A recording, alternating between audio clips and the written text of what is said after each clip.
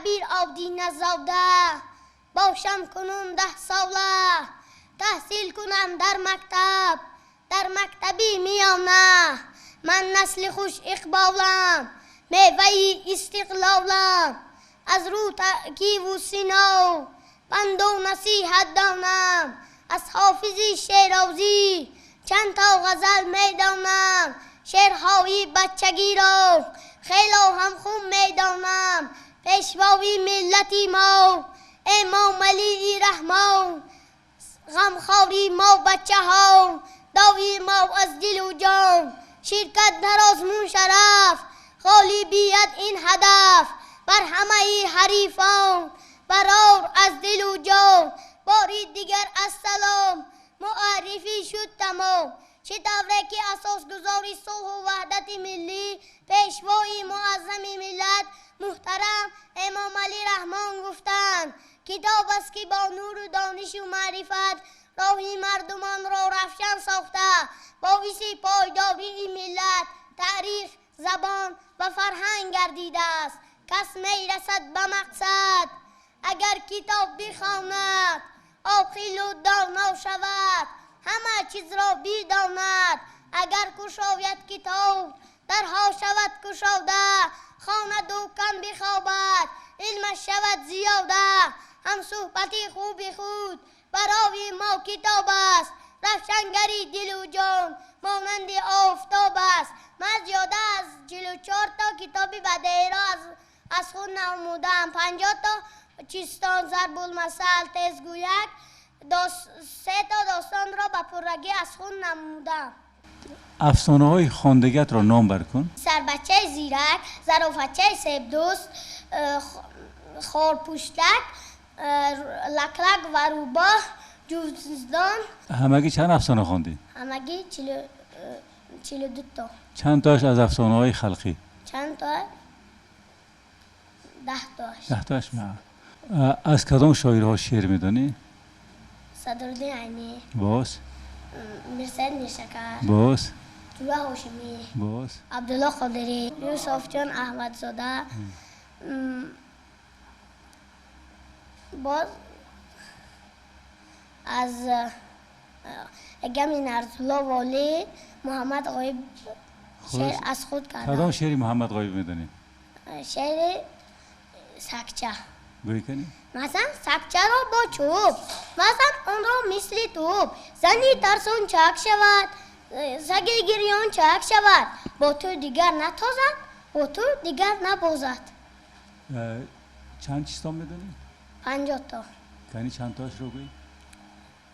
50 تا چیستان از دور دیدم ارنگ ارنگ جامه کبوتی سبز رنگ جواب این چیستان با درینگ می باشد باز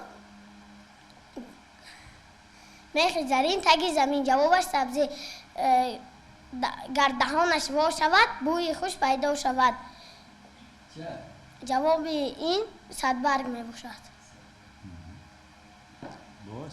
باز دو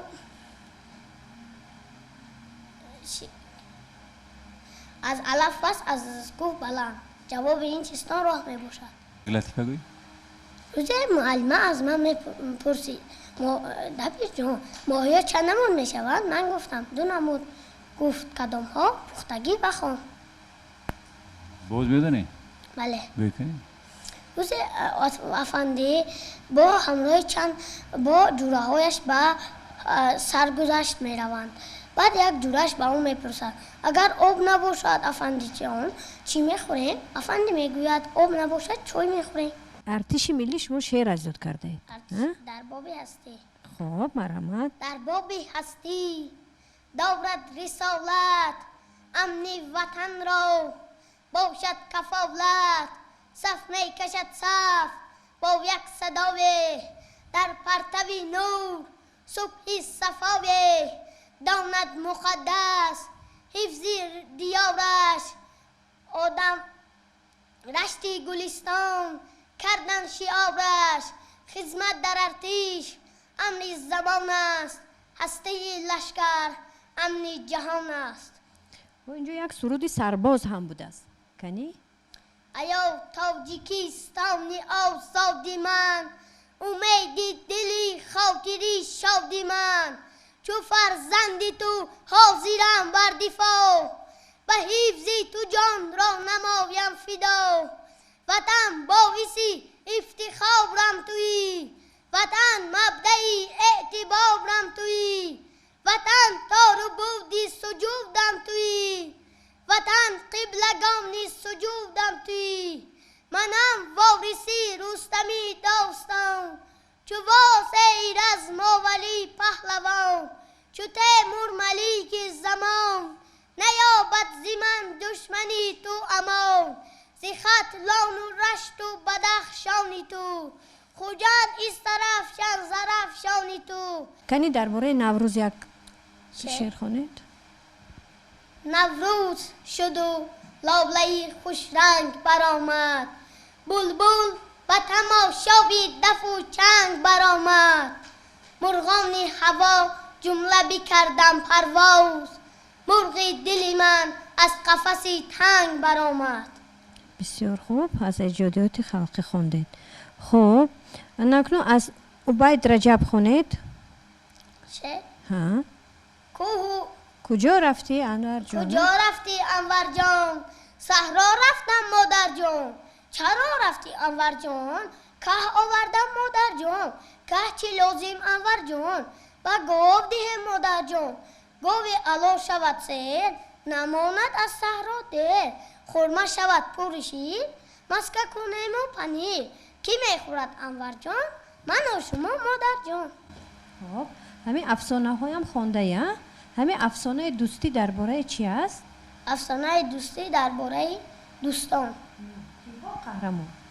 قهرمان های او پسر پادشاه خودی پادشاه و دوستانی پسر چرا دوستی نام دارد همین افسانه؟ برای آنکه روز میتوانی کمک بله بازگویی کنی؟ روز پسر از با پدر پادشاهش گفت پدر جان شما 3 تا دوست دارید ولی من 40 تا دارم پدرش گفت بینگی تو 40 تا داری کی اولم دارد بعد او پدرش یک واقعه را نقل کرد و گفت تو خودت را کسل گیر وقتی که چند تایی که آنها آمدن آنها دوستانی تویند یک روز او خودش را کسل گرفت همه دوستانش آمدن باز پگاه 10 تای دیگرش آمدن باز پگاه دیگر 3 تاش آمدن بعد او پدرش آمده گفت پدر جان شما راست میگفته من 3 تا دوست داشتم او برچه کی مستی من بیا دوان دوکور دوکور عبدالسلام دیاتی دوامش بیا دوان دوکور جو و علف به دست من بیا و خود کمور نه آیی میدی هم بگو که میخورد فشار فشور اگر با آب تشنهی با جوی دو تسر تسر تپر تپر تپر شکمچه ات که سهر شد برق زرا او گسور با کش رگول دهان کفایت می یک حرفی تنها بود یک حرفی به معنا بود روز همراهی آشود ما شد خیر فهم شد از کی است؟ از جوره هاشمی می باشد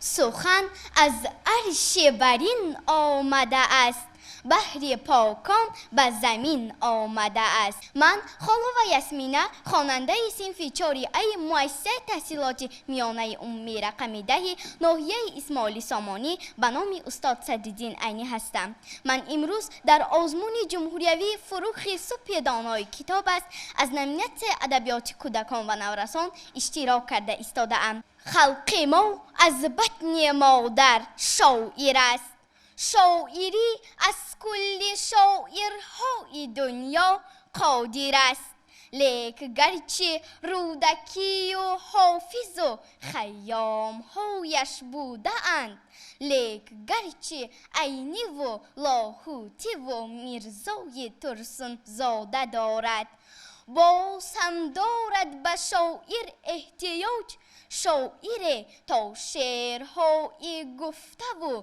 ناگفته اش را بازگویاتر بگوید باز برو باز گرو باز اعلاتر بگوید گرچه هر دم از تای هر سنگ کولاب و خجند از تای هر سنگ مسجاب و حصار و رشت و درواز بیت می روید چو تاران شعر می سبزد بسانی سبزه های نوبهاران با ربایی می براید کشتی دهقان با دو بیتی می درخشد حسن انسان گرچه هر دم از زمین سخت کوهستان سخن سر می زند در فضای تنگ کوهستان سخن پر می زند خلق شاعر طبع ما باز هم دارد به شاعر احتیاج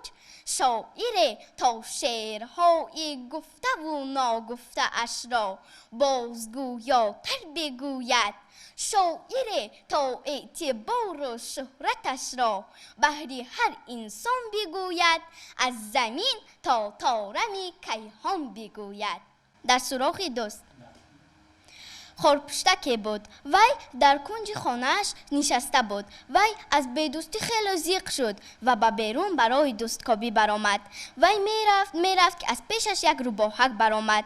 وی به روباهک سلام داد. روباهک گفت: ها خورپشتک، سفرها بخیر، به کجا روانه‌ای؟ خورپشتک گفت: من به کافتن دوست رفته ایستاده ام. روباهک گفت: ها من نفهمیدم. روباهک باز ایستاد و خورپشتک گفت: تو دوستی من میشوی؟ روباه گفت: نه، من از خارهای پشتی تو میترسم. باز خورپشتک نومید گشت، رفت. از پیشش یک فیل برآمد. وی به فیل گفت: های فیل، تو دوستی من میشوی؟ فیل گفت: نه، من از خارهای تو سخت میترسم. همین طور خورپشتک نومید گشت و میرفت که از پیشش یک زرافه برآمد. آخرش وی با یک سنگ پشتی مهربان دوست می شود و آنها تا آخر دوست می مانند. نام های افسانه ها از قسم یک: دو بوزیچه، مرغ مرغابی و موش، زاغک و چلالی، سگ چشم گرسنه، روباه و گرگ نادان، روباه خیانتگر، سزای خیانت، پوفک، دختری جسور. حکایه ها خوانده؟ چند تا حکایه خوانده؟ بله، من زیاده از 100 تا حکایه را خوانده ام. حکایه ها از بهارستان عبدالرحمن جامی، از بوستان سعدی شیرازی و حکایه ها از کتاب های گوناگون. سگ چشم گرسنه خوانده؟ بله.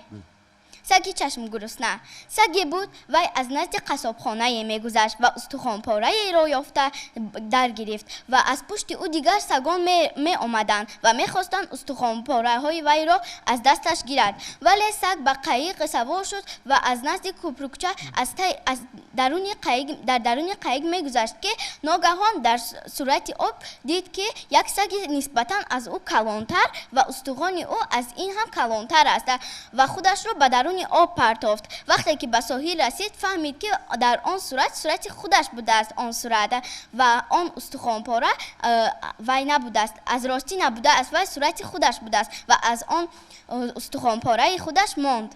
من زیاده از 100 لطیفه را از یاد کرده ام.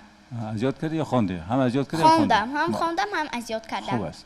خوش کنی 2 تا لطیفه درباره مکتب و معلم های و دانش آموزان گوی کنی؟ روز پدر پسرش را به مکتب میبرد و بعد از مکتب پدرش به نزد پسرش می آید و به پسرش میگوید: پسر جان، به تو چی همین کجای مکتب معقول شد؟ پسرش میگوید: راستش را گویم پدر، همین زنگ برآمدش به من معقول شد. باز روز نبیره با بیبیش میرفت.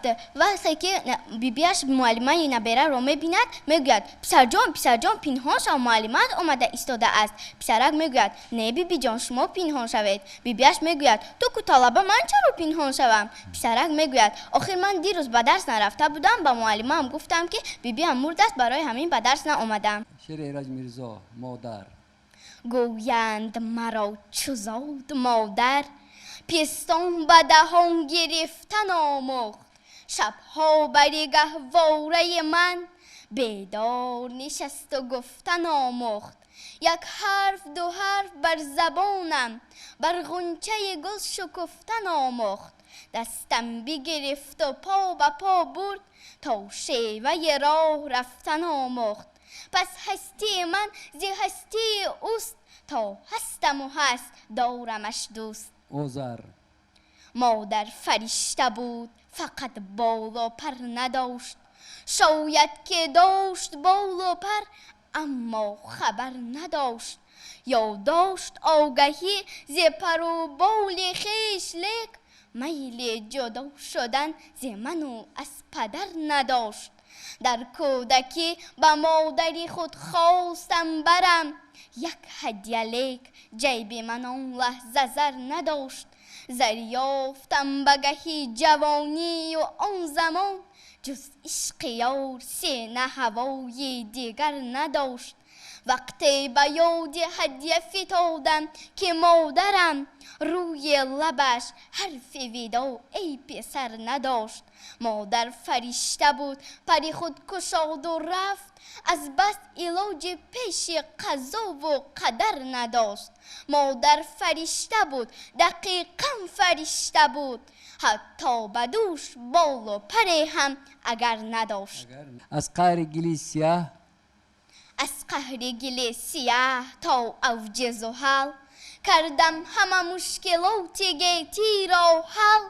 بیرون جستم ز بند هر مکر و حیل، هر بند گشاده شد مگر بند اجل. این از معرفش کی است؟ مؤلفش ابو علی ابن سینا. به دندان رخنه بر فولاد کردن، به دندان رخنه بر فولاد کردن، به ناخن راه بر خارا بریدن.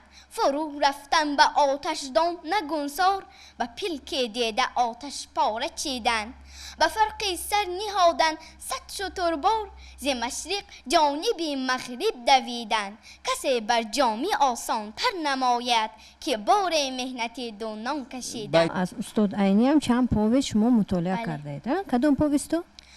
پوستی مرگ سودخور، مکتب کهنه، یتیم، آدینه، احمد دیوبند، یک قسمی یادداشت‌ها را مطالعه کردم. آفرین. از مرگ سودخور نباشد ها؟ بله. شروع میکنیم. همین استاد عینی اولین مرتبه قاری اسمت رو یعنی در کجا میبیند؟ وقتی که باید با دوستش می نشست صحبت میکرد، با دوستش گفت که یگان خانه هست که من در آنجا زندگانی کنم. دوستش درباره آن کس با اون نقل میکرد و در همانجا از پشت آن کس دیدند و دومی بار آن کس رو در سرتراش خانه دیدند. آن کس بسیار میخواستند که آن کس رو یک بار بینند. یعنی در لبی در لبی حفظی و کدوم؟ مدرسه باشد. حفظ دیوان بگی میگن. دیوان بگیم بله. پدر یتیم را یعنی پدر شادی را ایشان قلبای که مادرش خیلی میخواست که مادرش را بزنی گیرد، آن کس را شاقل میکشد. در همان وقتی که مراد بر رمبانی میرود به کوه پشته میرود، در همان جای آن کس را میکشد و سارا که زن او بود تا نیمه شب در آنجا آن کس را منتظر میشود ولی هیچ درکش آن را نمییابند. آدمان میگویند که او را همین شاقل کشته اند و در آخر معلوم میشود که شاقل آن کس را کشته بوده است با همراهی ایشان قلبای. خلق تاجیک از تبار آفتاب، نور پیوند از اهل کتاب. زند و پازند و اوستا داشته، در جهان ما تخم دانش کاشته. ای فروغ صبح دانایی درود، جوش زن ای زندگی ای زنده رو. بابای و رابعه هستم، خواننده صنف 4B مؤسسه تحصیلات میانه عمومی رقم 52 ناحیه اسماعیل سامانی شهر دوشنبه. همگی من 2000 مصرع شعری میدونم، 50 چیستان، 50 ضرب المثل و غیره ها را از خود نمودم. از خود نمودی. خوش. از فردوسی خواندی ها؟ چی خواندی؟ من از فردوسی از شاهنامه هایش پارچه از شاهنامه اش خوندم. خوش. میدانی از یاد؟ بله. کنی؟ شعر پارچه از شاهنامه ابوالقاسم فردوسی. بناهای آباد گردد خراب، ز باران و از تابش آفتاب. بیفکندم از نظم کاخ بلند که از باد و باران نیابد گزند. نمیرم از این پس که من زنده ام که تخم سخن را پراکنده ام. هر آن کس که دارد هوش و روی و دین پس از مرگ کند بر من آفرین. یک مرد بود خیلی بوی بود، وی خیلی سخاوتمند بود و یک پسر داشت. پسرش خیلی قواقین و خشمگین بود و روز پسرش در راه بود که یک دیو از پیش پسرش میبراید و پسرش میگوید و دیو میگوید های پسر بیا من به تو یاردم میدهم که تو پدرت را کشی و تو جای پدرت را گیری، تاج و تختش را گیری. پسر گفت نه، پدرم را کشته نمیشود. چطور میکشد آن را؟ وی خیلی ثروتمند است و هزار خدمتگار دارد، شما نمیتوانید او را کشید. و دیو گفت نه، من میتوانم، این کار خودم است، من میکنمش. بعد همان مرد سخاوتمند یک باغ داشت که در آن باغ سحرها رفته طهارت کرده نمازش را میخواند و روزی با همان باغش رفتنی شد که دیو در آنجا یک غار کند و بالای او را به بوریا پیچاند و وقتی که همان مرد ثروتمند طهارت کرده می آید، وقتی که مرد ثروتمند طهارت کرده می آید و در آن غار می غلطد و می مرد. از کدام شاعرها شعر خوانده؟ از شاعری ابو عبدالله رودکی، ابوالقاسم فردوسی، سعدی شیرازی، حافظ شیرازی. قطعه از استاد سعدی شیرازی. گل خوشبوی در همان روزه رسید از دست محبوب به دستم. بدو گفتم که مشکی یا عبیری که از بوی گلاویزی تو مستم. بگفتا من گل ناچیز بودم ولیکن مدت با گل نشستم. کمالی همنشین بر من اثر کرد وگرنه من همان خاکم که هستم. از استاد میرزا ترونزاده دست مادر. با همان دستی که شبهای دراز چشم شهلا کرده با از خواب ناز. الله گویان طفل را خوابانده ای تا سحر گوهرش جنبانده ای. با همان دستی که شیرم داده ای سویم آغوشت کلام بکشاده ای. با همان دستی که شادم بارها پاک کردی اشک چشمانی مرا. ما عمق شدیم. شریکی از عبدالستار رحمان. خان. ما عمق شدیم. پدر شد و مادر شد، خواهر شد و دادر شد.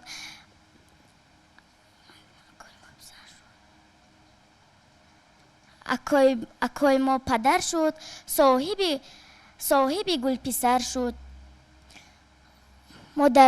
پدر جانم بابا شد، مادر جانم ماما شد. اما بی شد خواهرم، عمک من و دادرم. درباره جشن مهرگان شعر میدونی؟ بله، از ابو عبدالله رودکی. ملیکا جشن مهرگان آمد، جشن شاهان و خسروان آمد. خز به جای ملهم و خرگاه بدلی باغ و بوستان آمد. مرد به جای سفسن آمد باز، می به جای ارغوان آمد. تو جوان مرد و دولتی تو جوان، مه به جای تو نوجوان آمد. زینت ماه دارد زوچه، یک زوچه زیباچه، یک زوچه خوشرویک و خوشمویک. چشمکانش کپ بود، مویکش تیلو نمود. زینت ماه دلبندی اوست، بسیارش می‌دارد دوست. لیکن برایش اوچه بهتر بود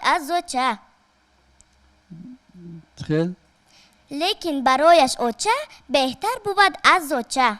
زمیره حاجی بایوه. تیرماه گویم؟ بله. آمد فصل تیرماه، ماه و آفتاب کم نما. هم آسمانی بیکنار، گه شوخ و بیقرار، گه صاف و بیغبار، گه خیره گه تار. گه باران میبارد از نوه ها میشورد. زمین چو قالین زر میتابد اندر نظر.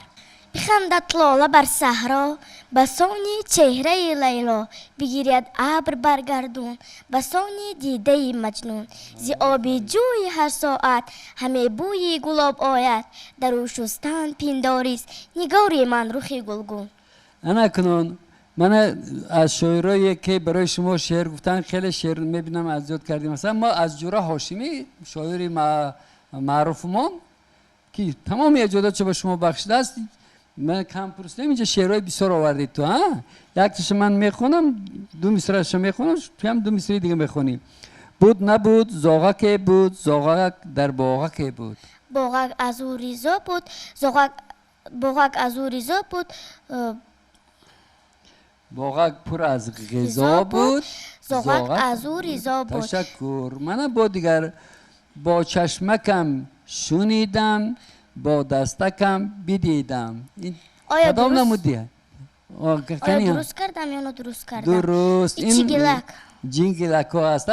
با انگشتم بشمارم آسان گردد دشوارم، یک دو سه بسیار آسان، چهار و پنج از پشتی آن. آفرین، تشکر. مراد علی صابر. بله. یک تا شعر میدونی از مراد علی؟ بله. همون یک 4 مصرع اولش خون خواهر جان. آریانا تاجیکستانی من است، آریانا تاجیکستانی من است، سرزمین و همچو بستانی من است، یادگاری از نیاکانی من است، افتخار و شهرت و شانی من است. تشکر. با یک تا شعر برای همین در ستایش تاجیکستان بخواند، کدام شعری که باشد؟ برای تاجیکستان؟ بله. تاجیکستانی زیجان شیرین ترم، تاجیکستانی جوان و دلبرم، مثل طفل دوست می‌دارم تو را، از تو آید بوی شیری مادرم. لطیفه گویی کنیم ها؟ مادر پسر را به بازار فرستاد که 2 کیلو آلو و 2 کیلو گلوس گیرد. پسر رفته گرفته آورد و مادر دید که 1.5 کیلو گرفته است و به بازار می رود و می گوید شما برای به پسرم 2 کیلو دهید 1.5 کیلو داده اید. فروشنده گفت ترازوی من درست است، بهترش پسرتان رو بیارید برکشید. جیسی من با تو 100 مرتبه گفتم که در وقتی که کلان سالان گپ میزنن تو خاموش ایستا. جیسی گفت اگر گپ آنها به آخر باشد من چیکار کنم؟ مادر جان چرا باران میبارد؟ برای آنکه زمین ها سبزند، غله روید. پس چرا در پیراهن هم باران نمیآید؟ خب ضرب المثل میدونی چما؟ بله. مرحمت. این گپی دیگر بوزیل را خطا یار است،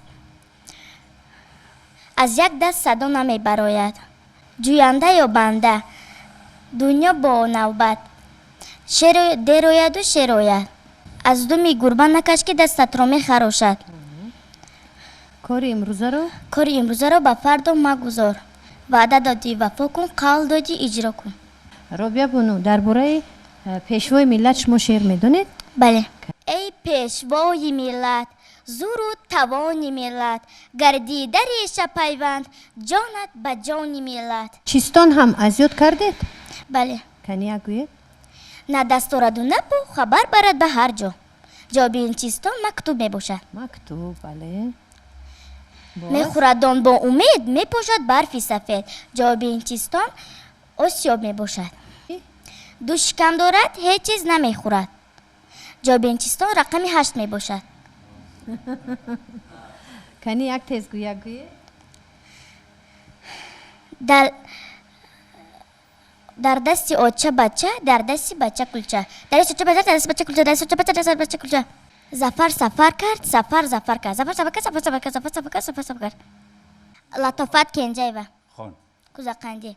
کلچه یو سالچه یو کلچه، کی صاحبی کلچه، کی صاحبی سالچه، صاحبی این کلچه، صاحبی این سالچه، در پشت و بلندی بهاری کزاقندی. جشن‌های ملی ما میدونی؟ بله. کدام ها؟ جشن سده، مهرگان، تیرگان و نوروز نوروز نوروز و نوبهار است، گل در میان خار است، غنچه دهان گشاده بلبل چی بیقرار است.